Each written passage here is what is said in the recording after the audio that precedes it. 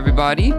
Welcome to our weekly Town Hall episode. I'm Cody, filling in for Brian. I know I'm not as gorgeous, but we'll get over that. And joining me, as always, our amazing, beautiful Director of Kish Housing, Michelle. Good morning, Michelle. Good morning, Cody. How are you? I'm wonderful. How are you? I am fantastic. It's Monday. It's going to be a great week, so let's get this going. If you're first time viewing one of our town halls, welcome to Midwest. We're glad you are here. Welcome. No matter what you bring to our doors, choosing to begin or restart your recovery is a meaningful step, and we're honored to be a part of it. So what is Town Hall, you might be asking? It is our weekly meeting where we share important updates, go over key reminders, and keep everyone informed about any program changes. More than that, it's a chance to come together and set a positive tone for the week ahead. And now, I'd like to hand it over to you, Michelle, for your housing announcements. Thanks, Cody. Hello. Happy Monday to all of you out there. So yesterday, you guys had the all resident meeting at Kish. So I just want to reiterate some of the things that was talked about at that meeting with Latasha, and maybe give you guys that weren't able to be there a little bit of update of what was discussed.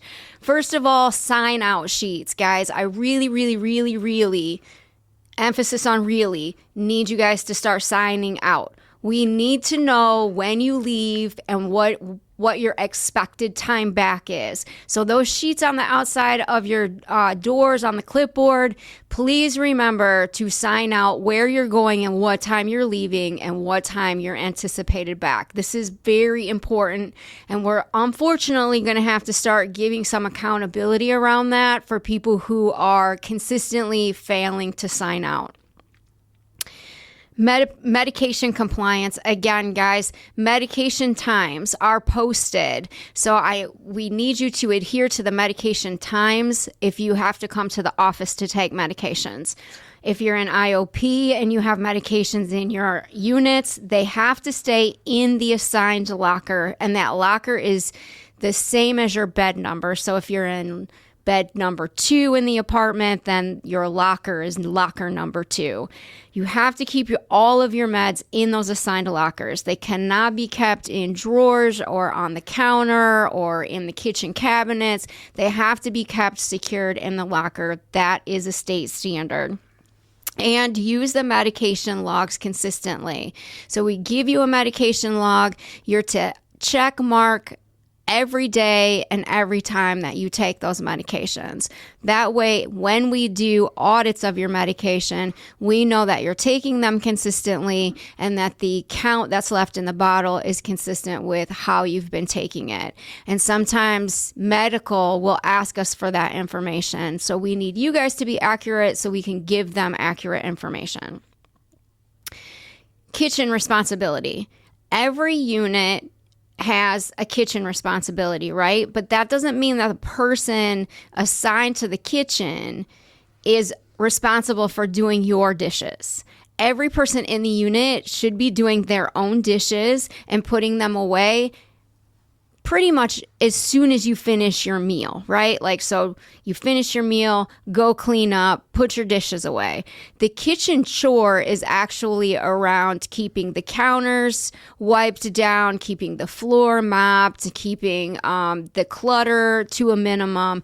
That's the kitchen chore. The kitchen chore is not to clean up behind everybody's dishes. So make sure that when you're making meals that you're cleaning up your dishes, your whatever you use, pots, pans, silverware, bowls, plates, and putting them back away in the cupboard when you're done. Rent policy clarification. I just want to really reiterate that when you sign the financial agreement, when you come in, it does not say that you have 90 days of free rent. It says the first 90 days is a sliding scale based on your income. So when you do secure income, you will begin having a rent responsibility. After the 90 days, everybody will have the full rent responsibility, regardless of income. So if you have questions about that, come and see David or myself. Thank you so much, Michelle. Now, some announcements here for At the Center. First and foremost, Please make sure to be on time for your groups. There have been a lot of people showing up late and casually walking in the group after the group time has started. I would hope that you would rush to the thing that could save your life like many of us ran to the things that tried to destroy it. Come on, guys, we have to be responsible and be on time. If you have a career, this is a great stepping stone, because if you were to go to your employer and you're late every day, you're probably not going to have a job anymore. So treat this like your full-time job and be more responsible. When you are informed it is a drop day, you must provide a urine sample in the allotted time frame. Anyone that fails to do so will be responsible for stopping all transportation out of the center until all samples have been collected. Please stay hydrated and be prepared to drop when it is requested. Please make sure you guys are on track with your drops. Do not be the one that holds up everybody staying at the center because you failed to provide a sample.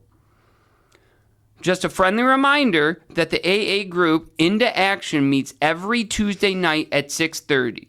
This is a regular meeting of AA, and clients, residents of Kish Housing, and the community are all welcome to attend. We really hope to see you all there.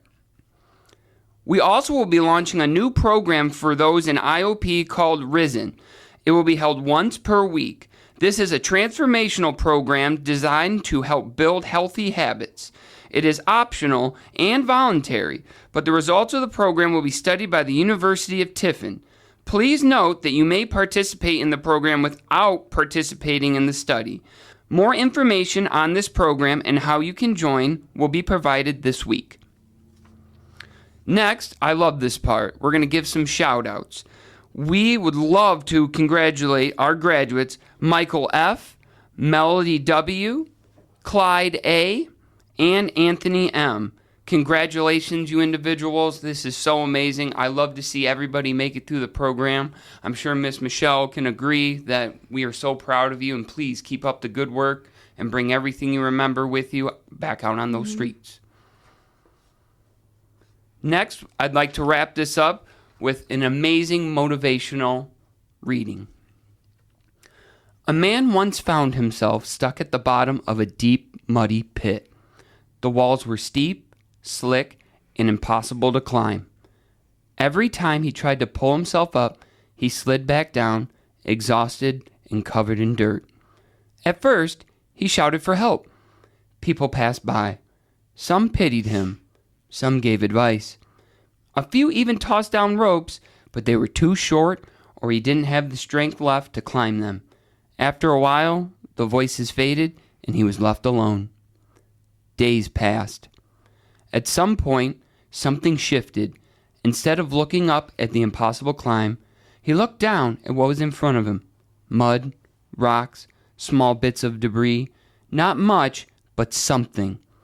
So he started scooping. One handful at a time, he packed the mud beneath his feet. He placed rocks where he could. It was slow, frustrating work. Some days, it felt like he made no progress at all. Other days, the ground held just a little firmer, and still, he kept going. No cheering crowd, no sudden rescue, just effort again and again. Eventually, without realizing it at first, he noticed something different. The light above didn't seem quite as far away. The walls didn't feel quite as steep. He had risen.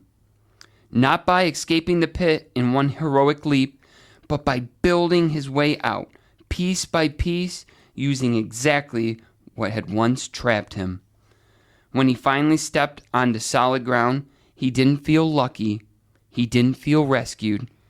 He felt capable.